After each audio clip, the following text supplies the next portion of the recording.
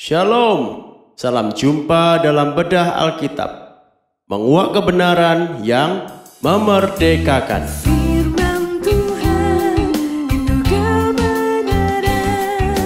kebenaran yang memerdekakan. Firman Tuhan Itu kebenaran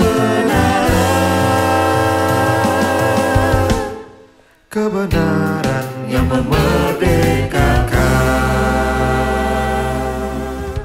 Kita berada dalam seri pencobaan di padang gurun. Tuhan Yesus berkata, "Janganlah engkau mencobai Tuhan Allahmu." Peringatan Tuhan Yesus ini berakar pada kesalahan bangsa Israel ketika mereka mengembara di padang gurun. Mari kita mulai seri pencobaan di padang gurun episode 8, Dosa Padang Gurun.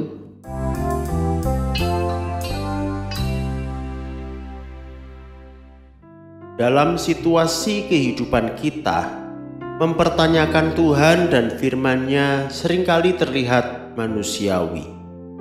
Wajar, apalagi di saat kita tidak bisa menyelami maksud Tuhan di balik situasi yang kita hadapi. Namun dari sudut pandang Allah Bapa kita, apakah benar hal itu wajar? Atau sikap ragu itu justru menyakitkan hati Bapa?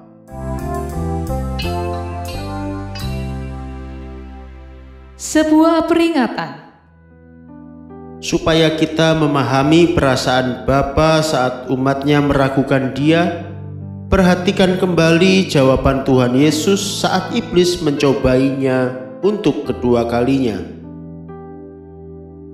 Kita baca Matius 4 ayat 7. Yesus berkata kepadanya, "Ada pula tertulis, janganlah engkau mencobai Tuhan Allahmu." Tuhan Yesus menjawab dengan sebuah kutipan firman Tuhan yang tegas melarang kita mencobai Tuhan. Mari kita lihat sumbernya. Dari mana ayat yang dikutip Tuhan Yesus itu berasal dan dalam situasi apa Tuhan berfirman demikian. Kita baca dalam Ulangan 6 ayat 16. "Janganlah kamu mencobai Tuhan Allahmu seperti kamu mencobai Dia di masa." Ini adalah perkataan Musa menjelang akhir perjalanan dari Mesir menuju Kanaan. Saat itu mereka telah sampai di dataran Moab. Musa, seperti yang difirmankan Tuhan, sadar bahwa dirinya tidak akan memasuki tanah Kanaan. Masa hidupnya di dunia ini tinggal sebentar saja. Maka itu Musa memberi wejangan terakhir bagi bangsa Israel yang segera akan memasuki tanah yang dijanjikan Tuhan.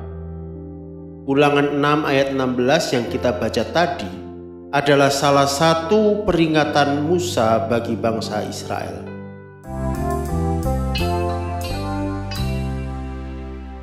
Masa dan Meriba. Musa mengingatkan bagaimana dulu para senior bangsa Israel telah mencobai Tuhan di Masa. Masa adalah salah satu wilayah di padang gurun yang mereka lalui setelah keluar dari Mesir. Masa juga disebut Meriba. Masa dalam bahasa Ibrani artinya mencobai, dan Meriba atau yang diucapkan Meriva dalam bahasa Ibrani artinya bertengkar. Bagaimana peristiwanya? Kita bisa baca dalam Keluaran 17 ayat 1 sampai 7. "Kemudian berangkatlah segenap jemaah Israel dari padang gurun Sin, berjalan dari tempat persinggahan ke tempat persinggahan sesuai dengan titah Tuhan.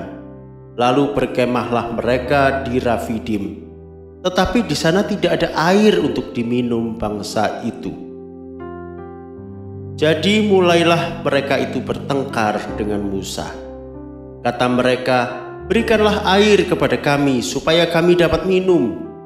Tetapi Musa berkata kepada mereka, Mengapakah kamu bertengkar dengan aku? Mengapakah kamu mencobai Tuhan? Hauslah bangsa itu akan air di sana. Bersungut-sungutlah bangsa itu kepada Musa dan berkata, mengapa pula engkau memimpin kami keluar dari Mesir untuk membunuh kami, anak-anak kami, dan ternak kami dengan kehausan? Lalu berseru-serulah Musa kepada Tuhan. Katanya, apakah yang akan kulakukan dengan bangsa ini? Sebentar lagi mereka akan melempari aku dengan batu.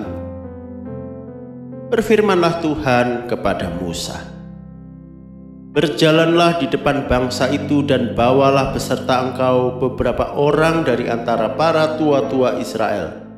Bawalah juga di tanganmu tongkatmu yang kau pakai memukul sungai Nil dan pergilah. Maka aku akan berdiri di sana di depanmu di atas gunung batu di Horeb. Haruslah kau pukul gunung batu itu dan dari dalamnya akan keluar air, sehingga bangsa itu dapat minum. Demikianlah diperbuat Musa di depan mata tua-tua Israel. Dinamailah tempat itu Massa dan Meriba, oleh karena orang Israel telah bertengkar dan oleh karena mereka telah mencobai Tuhan dengan mengatakan, adakah Tuhan di tengah-tengah kita atau tidak? Intinya, pada saat itu bangsa Israel mencobai Tuhan karena mereka kehausan. Panas terik dan keringnya padang gurun membuat mereka tidak lagi percaya pada Tuhan yang telah membuat begitu banyak mujizat ajaib saat mereka keluar dari Mesir. Coba perhatikan ayat 7. Dinamailah tempat itu Massa dan Meriba, oleh karena orang Israel telah bertengkar dan oleh karena mereka telah mencobai Tuhan dengan mengatakan, adakah Tuhan di tengah-tengah kita atau tidak? Perkataan bangsa Israel saat itu benar-benar keterlaluan. Mereka meragukan Tuhan, bahkan mempertanyakan kehadiran Tuhan di tengah mereka. Perhatikan baik-baik di sini, bahwa di mata Tuhan, meragukan pertolongan atau pemeliharaan Tuhan itu sama buruknya dengan meragukan keberadaan Tuhan. Orang yang mengaku percaya ada Tuhan tetapi tidak mempercayai perkataan Tuhan sama saja dengan orang yang tidak mempercayai adanya Tuhan. Inilah dosa besar bangsa Israel di padang gurun. Mencobai Tuhan, tidak percaya kepada Tuhan, padahal mujizat terus dikerjakan Tuhan bagi mereka. Memang ada kalanya mereka menghadapi persoalan dan mereka tidak langsung melihat pertolongan Tuhan saat itu. Namun jika mereka ingat mujizat-mujizat sebelumnya, seharusnya mereka bisa bersabar menantikan pertolongan Tuhan dengan iman.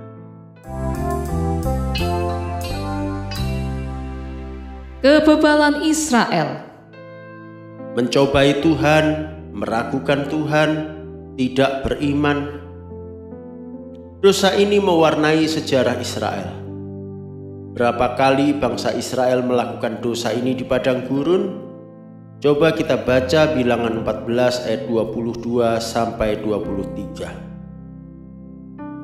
Semua orang yang telah melihat kemuliaanku dan tanda-tanda mujizat yang kuperbuat di Mesir dan di padang gurun, namun telah 10 kali mencobai aku dan tidak mau mendengarkan suaraku, pastilah tidak akan melihat negeri yang kujanjikan dengan bersumpah kepada nenek moyang mereka. Semua yang menista aku ini tidak akan melihatnya. 10 kali.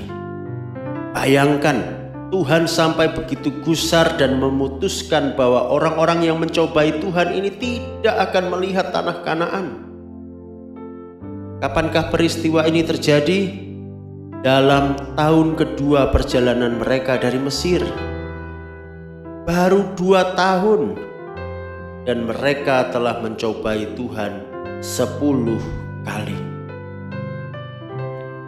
Peristiwa ini terjadi setelah Musa memerintahkan 12 orang untuk mengintai tanah Kanaan. Mereka saat itu telah sampai di padang gurun Paran, tidak jauh dari Kanaan. Mereka sudah hampir sampai di tujuan, tinggal selangkah lagi.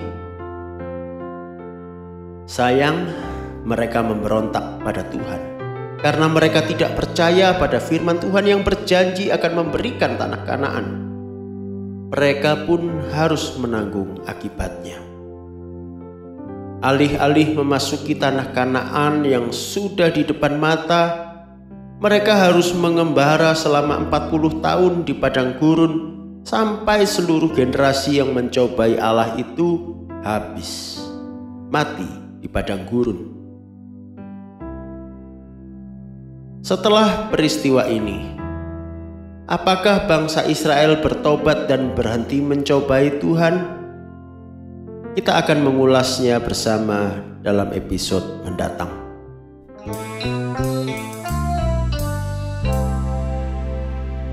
Nantikan episode berikutnya. Kita akan bersama-sama mempelajari bagaimana Israel menjadi bangsa yang cenderung untuk selalu mencobai Tuhan dalam seri pencobaan di padang gurun, episode 9, Bangsa Penuntut Tanda.